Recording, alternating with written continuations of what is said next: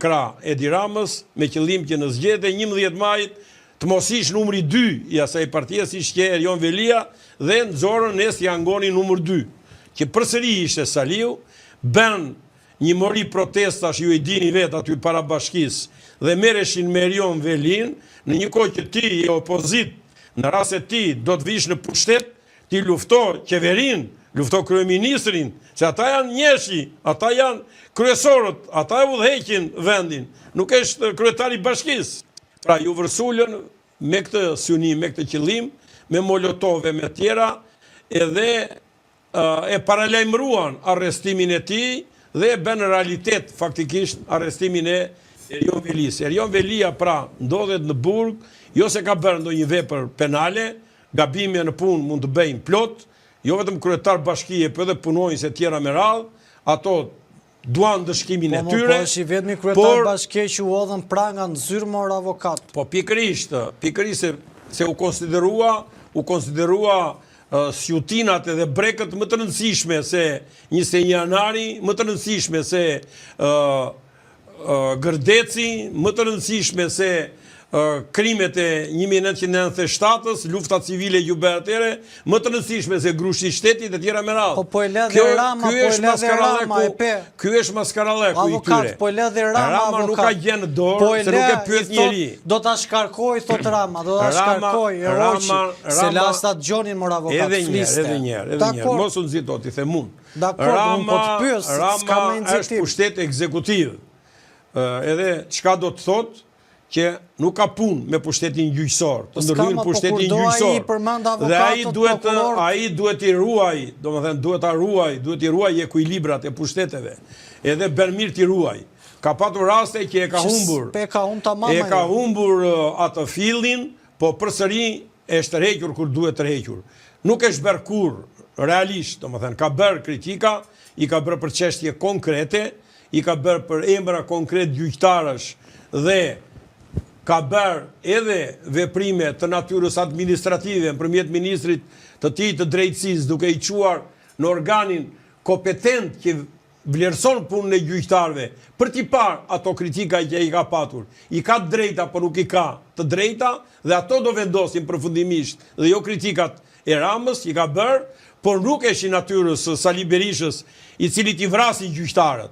Nëse u vra ky Astrid Kalaja, para se të vritësh tani me armë, vrau Saliu, kur nuk i dha të drejtën e vulës edhe të selis, edhe të emrit të partisë atje këtë Kalan, që dha vendimin kundër foltores së Sali Berishës, dhe atëre nuk la gjepa i thënë Sali Berisha, e quajti komunist, e quajti bisht Partisë Socialiste, e quajti të korruptuar, e nuk la gjepa thënë.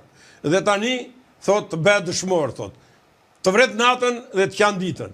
Pra, nuk është i natyrës edhe që ti thot asaj gjyqtares atje Irena Manekut, ti thot gjithë ato shpifje, ti edhe mikurris, ta vrasi e ta kërcënoj në familje me jetën e saj e me tjera, thjesht dhe vetëm se ajo bëri detyrën dhe e mori këtë person që kish bërë një krim të hapur, një korrupsion të hapur, në interes të familjes ti, të vendrit ti, të vajzës ti, duke marrë një pasuri 500 milion euro dhe dha ja marrë për Maltezit dhe Argita Maltezit, me vendim qeverie, ajo e mori dhe e qoj atje në arrest shtëpie.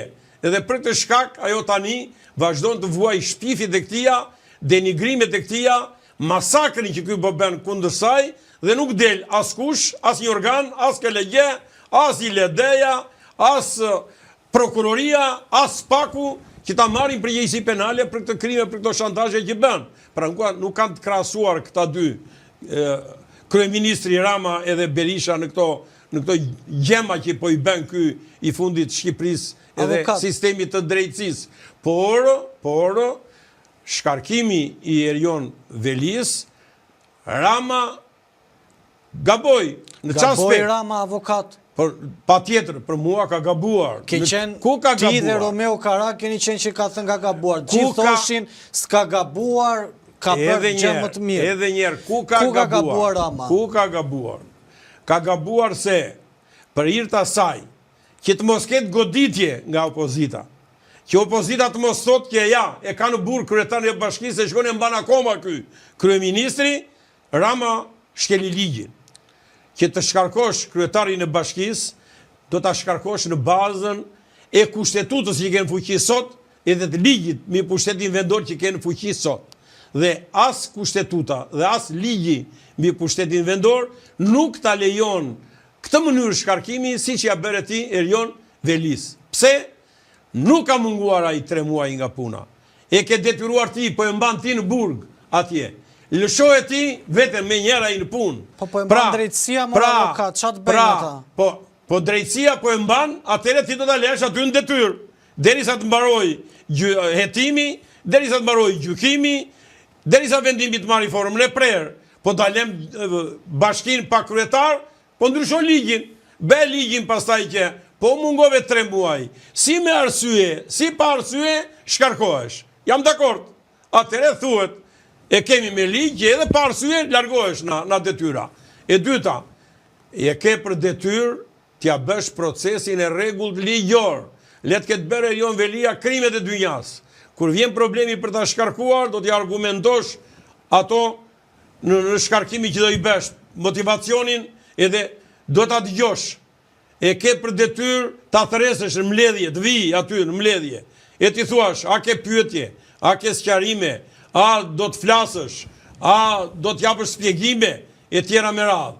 Dhe është i detyruar, pra Këshilli Bashkiak ta bëj procesin e rregullt ligjor, procesin e rregullt kushtetues, se gjykata e Strasburgut nesër këto do të kërkoj atje për këtë proces ndaj Erion Velis. Ti e merr dhe e bën në mungesë të tia. E çon edhe merr vendimin e Këshillit të Ministrave, edhe e merr pa e thirrur prap. Po edhe ti e ke për detyrë ta thresësh atë. E merr e çon vakancën të Presidentit të Republikës në një kohë që ai ta ka ankimuar vendimin dhe Kushtetuta e Republikës së Shqipërisë thot hapur në 115 nuk mundet të bësh asnjë lloj veprimi para se të vendosi gjykata kushtetuese. Brenda 15 ditëve, po bër ankimin, do ndalosh. Nuk nxjerr dot dekret zgjedhje. Pse? Sepse e ka zbatuar afatin e 15 ditëshit dhe ti tashmë do presësh vendimin e gjykatës kushtetuese. Nuk e priti dhe ne e pam. U tham, unë personalisht në disa emisione, edhe në vendet tjera, në televizione tjera, e kam thënë, nuk bëhen zgjedhje të pushtetit, të kryetarit Bashkisë Tiranës, në rast se Erion Velia do ta kundërshtojnë gjykatë kushtetuese këtë vendim. Dhe nuk do bëhen, faktikisht, nuk do bëhen. Tani këta bëjnë përgatitjet e tjera, kanë çuar kandidatë. Çojnë kot, mbarojnë, Tiranë s'ka zgjedhje për kryetar bashkie. Pse?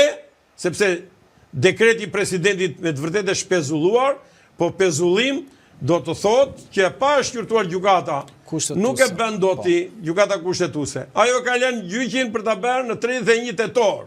Në 31 tetor mbaruan, s'ka zgjedhje në nëntor. Pse? Po vetëm që të regjistrohen kandidati për kryetar bashkie do 1 muaj përpara. Kështu e thot ligji. Po s'u regjistrua, ka zgjedhje? S'ka. Mbaroi. Pra në Tiranë s'ka zgjedhje.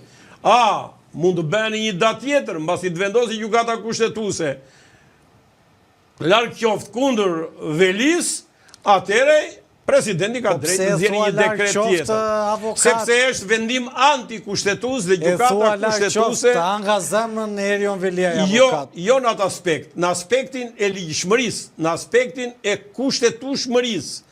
Në mënyra si u procedua edhe si u arrit në atë vendimarrje, është një vendim absolutisht i pavlefshëm edhe ai i Këshillit Bashkiak, edhe i kryetarit të Këshillit Ministrave, përjedhoi ai vendim që është absolutisht i pavlefshëm, që vjen përmes një procesi të parregullt ligjor, edhe sikur gjykata kushtetuese të mbylli syt edhe ti nënshtrohet politikës, nuk i mbyll syt Strasburgu dhe ajo nuk do thot atje ka vrar apo ka vjedhur Erion Velia apo jo. Po do thot, janë zbatuar procedurat e rregullta ligjore për shkarkimin e këtij njeriu, janë dhënë të gjitha garancitë siç i ka ligji edhe kushtetuta që i ka respektuar as i ka respektuar këto institucione që kanë marrë këto vendimarrje apo jo.